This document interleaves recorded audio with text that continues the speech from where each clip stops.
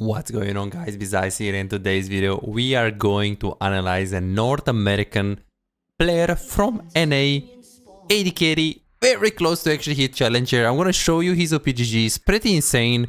His OPGG is Jeremy Lin on the North American server. He has 63% win rate currently on the North American server, and he's actually one win away of challenger. If you really look at the challenger, NA is 863. He's literally one win away of challenger. It's absolutely insane. He has absolutely insane win rates, and I'm thinking, hey, he does have 63% win rate in Grandmaster. He's about to get into challenger. Last 30 days he got 2000 LP, so he probably played from like what, diamond. So he's absolutely insane, and we're gonna see today, is there any difference between this guy, a challenger, or I guess we can say Grandmaster high-elo NA AD carry compared to Korean AD carries, compared to LOS AD carries. I'll show you in this video, and I'll answer hopefully the question of which region is the best, and are there any differences between Korean AD carries in Challenger, Grandmaster, LOS AD carries, and NA. So let's get right into it, guys. Be sure to like, subscribe, and hit the notification bell to make sure you don't miss out any bit of content from this amazing AD carry channel. My name is Bizais. I'm a professional AD carry coach, and I coach players just like you, AD carry players, for a living, whether we're talking about Emerald, Master Tier, Bronze, Iron. I also coach people from Grandmaster, Challenger, and some of my students even got from low elo to high, like Silver to Diamond, Gold to Grandmaster, and stuff like that. So this is why you should listen to this video, because I'll show you exactly what you need to improve your gameplay, but also to see what you can take from this high-elo player. So let's take a look at this. This is MF with Rel. Obviously in high-elo, when you see MF, you just pick Rel right away, because in high-elo, draft matters a lot. Of course, Nautilus, and even like if you ask the best NA #1 player on Miss Fortune, Rakan is a good champion with Miss Fortune, just because how flexible he is to peel, to disengage, to engage. But usually it's Nautilus or Rel with MF, and Rel is actually a good champion into Nautilus, and MF versus Jin is just kill. We're expecting a 50-50 lane. Let's see how they played. They could be into the brush. Okay, they're not. He's gonna get a push. Very nice pressure with the Q right here by him. Beautiful first strike. Okay, so he gets first strike, which I see not many players. I really like his positioning as well. He's staying pretty close to Rel in case he wants to go in. He understands that Rel should have brush priority against Nautilus. Rel is a stronger champion, and I really like that he actually maintains 2 minions advantage. Pay attention to this, guys, because this is very important. You see how he has more minions than Jin? He knows that Jin, just by using Q, because his Q is 40 mana and it's pretty low cooldown, Jin can get a push very easily. So this is why MF is 1, making sure she gets the push, and 2, making sure she gets the minion advantage, and she tries to pressure every time when Jin is you know, walking up. And now of course Rel is into the brush, so you want to stay really close to your Rel.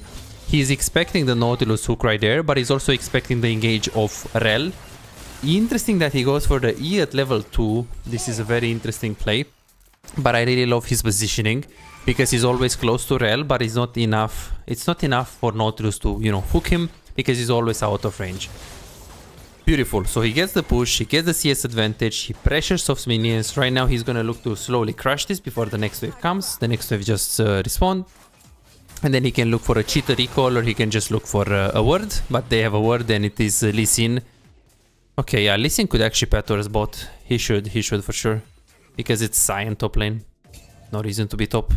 Okay, so they go for the ward. Obviously, enemy team doesn't really know where they go for a ward, because he's playing really well in a fog of war. That is great by him. And I'm wondering what he's gonna do right now. He needs to get prio. If Nautilus gets prio, that means he can have the brush. And in melee versus melee, having the brush is very important. Beautiful positioning. What I love about this AD carry is that he truly understands what his support is supposed to do, but it's also playing really well of it. Pay attention to this, guys. So he's always pretty close to Rel, and every time when Rel is moving up, look at this. He's really close, but at any given time, Nautilus is not able to hit the hook onto the Miss Fortune. So I really like his threat awareness. He understands exactly when he's supposed to back off. He understands exactly how close he should stay to his own support while also respecting the enemy support. And right now he just forces this because he gets barrier and he knows that Jhin doesn't have barrier and just has cleanse. For some reason he has cleanse. Of course in high elo usually Jhin like Rel, they do Q flash and then they engage on you. So you can cleanse that and flash away instantly. So in high elo there are some challenger players that they prefer cleanse. I also like the Fog of War recall right now. There is no reason for him to push here because the wave is... I guess Nautilus could freeze this. Nautilus could freeze. So why is he staying right now? Why is he staying right now? The reason why he's staying right now, I mean, he's a bit scared of the Lee Sin, right? And he's like, hey, if Nautilus walks up, the body language of Nautilus looks to be confident. They will freeze, but I don't really want to grid it, right? I don't want to grid push because if Lee Sin is here, I'm just dead. So I don't want to risk it. But the moment he sees Lee Sin onto the top lane, we can see that he immediately turns to the wave. He's like, hey, the chances of me dying for this wave is not very high because Lee Sin is top. I always prioritize to push the wave before recalling and to just crash before recalling. Of course, we can't really kill this Nautilus. He's gonna recall in Fog of War, but in this position, Nautilus can't really hook him there. I mean, the only thing he could do is just maybe walk up here in E, but it's pretty close. He's not gonna reach anyways. Okay, 1000 gold. I'm wondering what build he's going to. He's going to go for a pickaxe, and he's gonna go for potions. Oh, interesting. Some people, they prefer to not get potions, but it's actually really good. I think refillable potion is very good gold efficiency item. And if you get hooked against Jhin, you never die 100 to 0. If you get hooked against Jhin, you're just gonna get half HP, then you can heal up. Wave is coming into you, don't fight here. There is no reason to fight, just back off, beautiful. Like, you're just gonna heal up, and Jhin has fleet footwork, so I think that the refillable potion comes in very handy, especially because he didn't really have anything else to buy, right? He just had 150 to 200 gold. Okay, hold the wave right here. Fiddle 6 is top lane. You are weak side. Be sure to contest the wave. If Jhin is pushing the wave, you push with him and just play from there. He does obviously max his Q. He obviously gets his first strike. Let's see the runes. The runes are pretty classic with flat HP as well. Yeah, this is pretty classic right here. He is weak side right now, but Fiddle 6 is patting towards him. I really like his positioning. Pay attention to how safe he plays. Are you an AD carry main who feels like no matter how well you play, win the lane, make good decisions, play mechanically well most of the times, but you still have no real impact? You crush it one day, win 5 games in a row and feel unstoppable, but the next day you lose every single game and start doubting yourself. Am I even a good AD carry? What can I do if enemy top lane and mid lane are so fed? Imagine a world where you never let a lead slip away. You know exactly how to push your advantage, exactly when to rotate at the right time, and how to control objectives so you can snowball the game. A world where, as AD carry, you don't feel forced to make risky plays and you don't drop your lead. But you don't have to imagine it, you can make it a reality. This is Martin. He was grinding games, watching guides and trying his best, but none of it seemed to work. The problem? He was focusing on the wrong things. You don't improve just by playing more games, you improve by fixing the small mistakes that cost you wins. And that's a problem that most AD carry face. From Platinum 3 to Diamond in 2 months. Billy found himself making the same mistakes over and over again, engaging at the wrong time, or mispositioning in teamfights, dying for no reason, and he even knew some of the mistakes, but he didn't know how to fix it. He would find himself guessing what to do next, unsure whether to push, rotate, or fight, while feeling completely lost in the mid-game. Now, he knows exactly what to do at every stage of the game, and his results speak for themselves. Silver to Emerald in a month. Shaquille went from Diamond 4 to Challenger. Alex went from Gold to Grandmaster, and they are not alone. They are part of a growing community of over 3,254 players who have taken coaching and transformed their gameplay. But here is the truth. This was not overnight, and it was not effortless. Shaquille spent 2 years grinding to reach Challenger, not by playing more, but by playing smarter. Alex dedicated 26 months refining his skills and climbing to Grandmaster once he started focusing on what actually matters. So no, this is not a one session and you'll climb instantly, promise. If you're looking for that, if you're looking for a shortcut, this isn't it. But if you're willing to put in the time, willing to put in the effort, apply the right mindset, and focus on the details that actually matter, this is the proof that coaching actually works. You're closer to being a great AD carry than you think. Most players just need to uncover what's actually holding them back. That's it. You could keep grinding, watching random guides and hoping for progress, but how much time will you waste before realizing something is missing? You could finally find the real mistakes that have been keeping you stuck and start making real progress. You have already put in the effort. Now let's make sure it pays off. Book your coaching session now at bizarre.com. He gets hooked, but it doesn't matter. You know why? It's because Miss Fortune is better in long trades than Jhin. And Rel is also pretty strong than Nautilus early on. He ends up losing the trade. Ooh, Rel tanks away the hook. Very good. He kites back, but now he's probably gonna... Is he gonna recall here? I mean, he stays really Fog of War, so enemy team can never tell if he's recall or not. Now he does look like he stays. We see this in mid lane, so he's not diveable. He has both sums, so I don't think Nautilus can ever dive. He still stays in Fog of War, so the enemy thinks that he recalled, so they just panic push here. So there is no reason to recall because you're not diveable, you have both sums, you have your jungle on the river. So right now we have Rel TP, and I think he's gonna look to go for a bait here. Yeah, beautiful bait right here. Like there is no universe where you die here because you have barrier and flash. This is a very good bait. This is a very good bait. Crazy. And a very interesting hook by Nautilus as well, just really close to the minion. Very nice hook, but he didn't think that this guy is baiting. Yeah, pretty good at the game. Pretty good at the game. Well, I want to see what he does now because he needs to catch the wave, but he can't go for Drake. He needs to recall instantly. The Jhin W can hit him. He dodges. He needs to recall instantly. There is no reason to push. You can't push with this mana and HP. You need to press B like right away, like that. I mean, it's a bit iffy because if this rush was worth it, I think it can reach him. But he recalls instantly. If Jhin wants to push, he can because he was full HP. But obviously, when you're in a losing position, you want to make sure you recall right away. Jhin end up recalling as well. Very interesting what he does right here. He actually goes right away for a ward, which is lovely. He understands that it's in 1 minute there is the grabs, and he understands that we don't have a Fiddlesticks ulti. He's probably gonna take blue into Scuttle, so Rel will play top lane in the next 20 to 30 seconds, maybe. Or maybe Rel is gonna come back to bot lane, push the wave, recall, and then play into grabs, but we should play for grabs. So he's understanding this.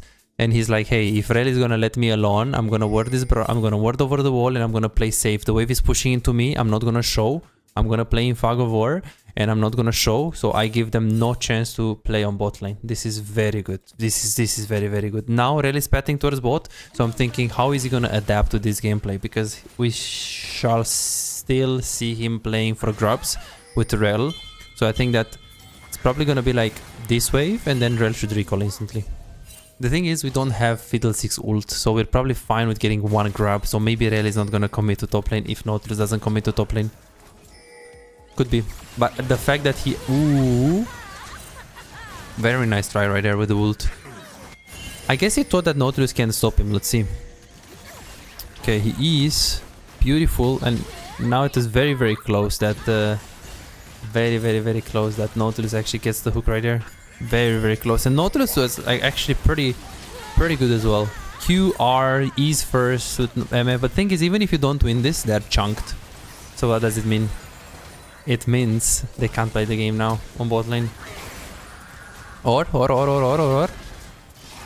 Yeah, they can win, But Jhin is gonna turn level 6. Oh boy.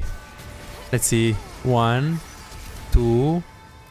Ooh, what the fuck? Oh my god, he played it so well, no? He actually had the confidence to turn back. Usually, the way Challenger players think, they think that if they live, so they can get the XP, it's so important, rather than getting a kill. But he had such confidence to dodge here. And how can you dodge here? Because he's in a spot where this is not dodgeable, right? You can't dodge. Like, look at this. He sees that he actually wants to juke it away. He wants to dodge. And at the very last second, when he sees the hook flies towards him, he flashes right away. And then right now, he hits the Nautilus. And as he hits the Nautilus, he dodges left right away. And then right away. Do you see how fast his clicking was? I don't know if this guy is like 12 years old on drugs or something. On cocaine or something. But that was fast as fuck. That was really fast, and there's like a lot of micro adjustment, micro movement. And now is it gonna be 1-for-1? Okay, it's actually not. I mean, you lose the wave and you lose the XP. And I'm wondering what is he gonna build here, right? Because there's just so many builds right now on MF. MF is very strong. I think she's S tier, guys. MF and Kai'Sa S tier at the moment. Yunara, I'm not sure. Corki, I'm not sure. Maybe A tier. but for sure MF is quite good at the game right now. Quite good. Okay, push this. Okay, let's see the wave state. So you can't move on the river because it's too far. But there is a fight here, so you just push. Obviously use your W. You have no ulti. You can always consider moving on the river if it's very reliable, but since this is like a 2 versus 2 and Yone is already dead, you're starting to push this very hard. He's obviously looking at the fight constantly here as he's pushing, and now right away when he sees that there is gonna be a fight, and when he sees that the distance between him and the fight is, you know, closer, is like less far, he immediately moves. Obviously, if you're in low elo, you should finish pushing the wave, and only when you're 100% sure that you can get a kill here, you should move. The reason why he moved is because, again, the fight when it was here in the middle, it was too far. Why? It's because if you see the camera, if you see his camera right here, it's right now Rel is in his camera, right? Like this is the range of the camera. On mid lane, it was like two screens away, 2 cameras away. Now Rel is inside of his camera, so he's considering to give up minions, which in Challenger it can be fine, and even in low elo it can be fine, but only in very specific cases when you're 100% or 95% you're gonna get a kill. So in low elo I would always finish the wave. I will only move if they are very low and I know I can get a kill. Obviously this is a pretty high elo thing, so I know this is most likely gonna go for a hook. And we have Fiddlesticks flanking as well, so he really knows, like the moment he sees Fiddlesticks here behind, he knows for sure we can sandwich them, okay? So this is why he's moving. But in most cases for low elo, you should prioritize and default to get the wave. Especially because you don't have ult here on MF. You take the kill, you immediately turn to the wave because you're thinking, hey, Nautilus died, I'm gonna push this and I'm gonna get plates. Hopefully I can chunk the Jhin. I wouldn't be surprised to ulti Jhin just to chunk him. You should hit the minion, hit the tower to get the passive of the W. So hit the minion, hit the tower, hit the minion, hit the tower, hit the minion, hit the tower. Kind of deal. Jhin is here, yes, ER, exactly as I said, just to chunk him, and that angle was absolutely juicy ass angle, no? Like, you go really close to the tower, so let's see the angle. So you ult, oh my god, where is he gonna go? Where is he? Because he can't move up. Super good, and he also was at the extremity of the tower range when he's ulting, so it was kind of good. I'm thinking he might not actually recall, I think he has the item in base, but the guy is really low here. He is weak side though. Oh no, never mind. This is a clone. Okay, he is strong side, so I think he could stay. Is he gonna recall? I think he could stay. I mean, okay, Fiddlesticks is recalling as well. I don't know if we do the swap on top lane, but I think it's not so good. I think he could consider staying here. He could consider staying here, especially because Fiddlesticks was bot. He was most likely thinking that Fiddle doesn't have ult for 25 seconds and he doesn't have ult for a minute and something, and he wants to get the tempo. But I'm thinking, why does the tempo matter that much? Because Fiddle is anyway spatting towards top lane, and we have no grabs, no Drake. We don't have camps on bot side from Lee Sin, so like the fact that he has tempo, I don't think is that important here. I personally don't think that decision is 100% efficient, 100% correct. It's not a bad decision because getting tempo is usually good if you can do something with it. Because you see, now he has tempo, he wants to go mid, but he can't actually gank mid because if Lee Sin is there, you always lose. And he didn't really do much with the tempo, but I really love the fact that he's understanding, hey, my rally is top lane, I need to not show. I need to play safe, I need to not show, I need to not walk up. It is really that simple. Don't do anything stupid and stay in fog of war, because not even now, Nautilus doesn't actually know MF is in the tower, which is absolutely crazy how well he played around fog of war. Very, very nice. And I think let's see the hook. Ooh. Such confident kid with Nautilus. I would always ulti first. Let's see here. Okay, he doesn't dodge. Oh my god, but it's so hard to predict because he does a lot of mind games. Like one time he doesn't dodge, and then the next time you think that, hey, this guy is stupid, he doesn't dodge, I'm gonna predict that he doesn't dodge, and then he just dodges right away. So he does it really mind gamey in a way, no? Like here, really good play. Uses the potion as he's fighting. No, he doesn't actually use the potion. Okay, let's see. So left, he doesn't dodge. Right, he doesn't dodge, and then now he doesn't know that. Ooh, I think he's not sure if he's actually in fog of war. That's crazy. And let's see if he dodges the next one. Oh my god, yeah, he actually dodged it. So the first 2 times he didn't dodge, he just walked straight, and then he dodged the last 2. And here he's recalling. But there is no reason to recall. You're in fog of war, Rel is coming, Nautilus is dead, you know Lee Sin was top lane. So right now, you should stay. You should stay, take this wave and recall right away after. Jhin has no mana, so it's a very, very, very unlikely chance that you're gonna die. Take this wave, Rel don't go in. Take this wave and recall instantly. Instantly recall. There is no reason to push, because right now, after you take this wave, the Nautilus is on the tempo of, like, Nautilus, he's mid, but he could have been bot. If you stay for one more wave, you can die. So he knew exactly where Nautilus is. He tracked the Nautilus. Okay, he didn't know he's mid, but he assumed that he's bot. And he dropped this wave because he had to, because otherwise he would lose his life. But this is basically good fundamentals. I don't think there is a big difference between Challenger AOS and Challenger NA. I mean, there is probably a difference in terms of like small things.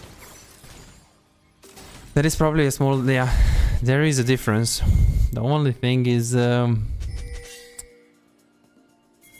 yeah, not, ooh, but every time when I see this guy's ult, it's like, yeah, the only difference is that AOS probably has more pro players and better in general, like more experience internationally, but I think, and better player base as well, like really good angle. He always ults in tight spots. He's always like, and now does he go bot instantly?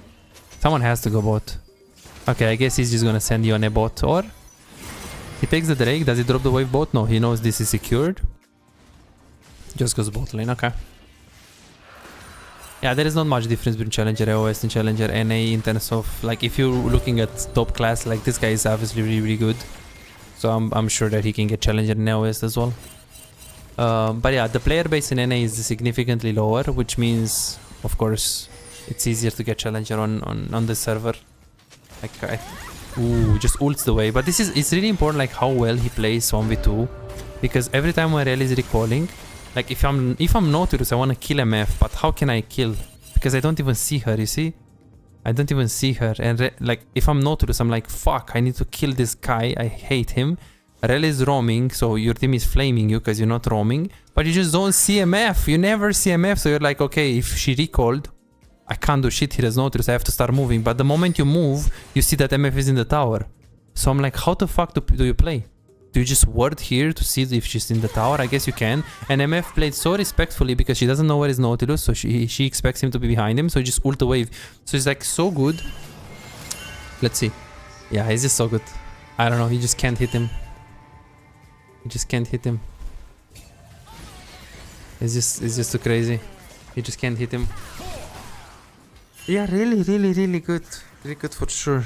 He played really well. And I feel like if Rel is silver and he goes for bad roams, I feel like he's still gonna be safe. Why? It's because he knows how to play with the wave. He understands the threat. Like even now, he just ignores. He uses Z. Even if Lee Sin flashes on him, it's just too much distance now. You see this? It's just way too much distance. So he understands threat range so well that it's just very, very difficult to kill him. He takes bot and he goes directly to mid because he has Yone with TP, so there is no reason for him to be bot lane. Do you do this in low elo? You can do this in low elo if you're behind, because usually when you lose the first tower you're behind and you see Jhin mid lane, everyone is mid lane. You can a lot of times consider to just take the wave, solo XP and take the tower, and in a lot of cases it's more worth because you get gold on you, because as AD carry you're behind usually, like you see that enemy top lane is going to level 12 and you level 10. So it's actually fine in no elo to sometimes consider getting solo XP on bot lane if you know where is enemy team, and always prioritize to get bot tower before grouping mid. But it's not possible in this game because obviously he's gonna get punished. It is also high elo, so he moves to mid lane when enemy Jhin is moving to mid lane as well. And I think this is something that you can do as well in low elo. Enemy AD carry move mid lane. That's a good time to consider moving mid lane as well. Okay, he gets pushed. But if you can get bot tower, usually in low elo, first before moving to bot, even though after you lost the tower you can get it reliably and they don't have Nocturne or they don't have Zed, they don't have a guy to kill you, usually you should consider getting bot tower before grouping mid lane. So the bad thing about this Jhin, I don't know if it's feel or not, is that he needs to play to receive because his team is behind. So he receives this wave and he needs to think about the next wave. The next wave is right there and he should know where is the next wave based on his wave, okay? So when you're committing to this play right now, no one can actually catch mid. So when you see MF right now, you have to start moving mid right now, right? Because otherwise MF can just have the chance to just move to this tower. I guess you can think that you have Mel TP, so she can TP, but there's no reason for her to just use it. So I feel like Jhin, the moment he pushed and now when he sees MF on this wave, because Jhin can move now because the wave is far, right? It's far from MF, and he but at this point when the wave is in front of the MF, he needs to go back to mid.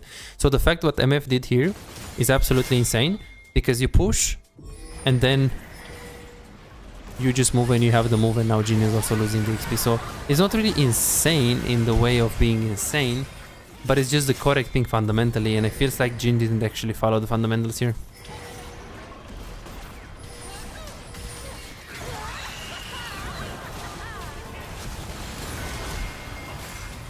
Is he gonna die here? He might. Really good flash. I feel like he knows his limits really well, and he's always out of range. Is he gonna get the wave before recalling? Yeah, take the wave, take the tower. He knows Lee Sin is dead. He sees Jin top lane. You take this. There is TP behind, so he's probably gonna die here, or? He doesn't have flash though. Uses his W. Mel has E. Ooh, flash. I mean, it's worth it. I guess maybe it's a shutdown though. I'm not sure how worth it is. Okay, he takes the farm. Why does he take the camp here? Does he take the camp? Yeah, it's good. He can do it very fast, and there is no objective on the map. Drake is also secured. In low elo, I wouldn't do this. In low elo, I would stay for the Drake, because in low elo, people are gonna start bad fights. And this camp actually gives you like 40 something gold, like 50 gold maybe maximum with these things that give you 8 gold. So be careful when you are in low elo and you're taking camps, because it can be very detrimental. In many times it's better if you can take waves. It's better to take waves if your teammates are about to fight, or you can speed up the Drake. You can always do that. Of course, in this case it's very efficient, because he understands that he can get to Drake anyways. He calculates the vision as well. He sees the vision. Like, there are a lot of things that he's thinking about. But sometimes in low elo it's pretty hard to think about all of these things. So that's why it's better to just take the camps when it's absolutely free and nothing is happening on the map, which it wasn't the case. So if you're Emerald and your teammates are gonna be there together, and you see the two people are together, they start a Drake. Do you take this? No, I don't think you take this. I think it's bad, because your teammates are gonna start fighting. So you slightly, adapt your decision making in low elo.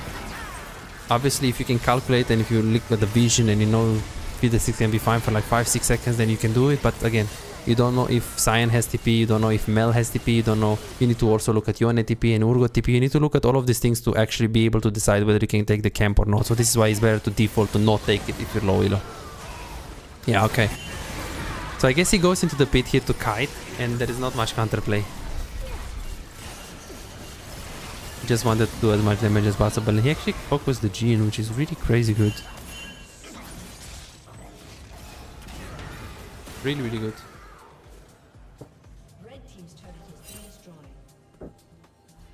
I hope for this game is not too loud, the game.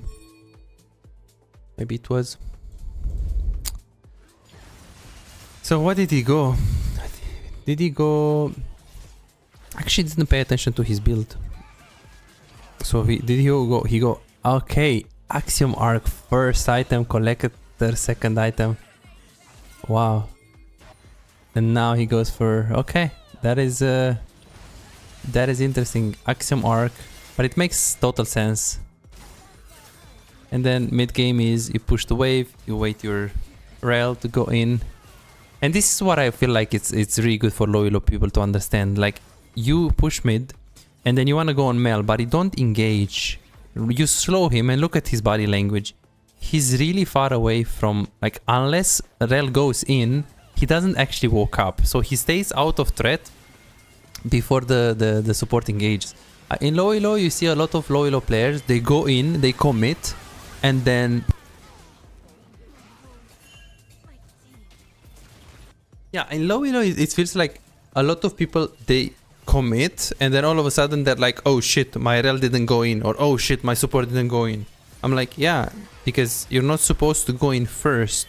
You're not supposed to commit. He did a lot of damage before dying right here. I don't think this is particularly worth it. He can actually lose this game. Wait, is this a lose? He can definitely carry this game. Like, he can definitely carry this game.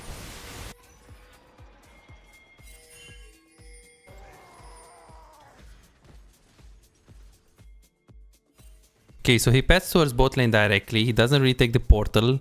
There is no wave mid lane. There is no wave top lane. So obviously he wants to play for the bot lane fight. It is MF, so with MF he can be a lot of the times in the fight. Catches one more kill here.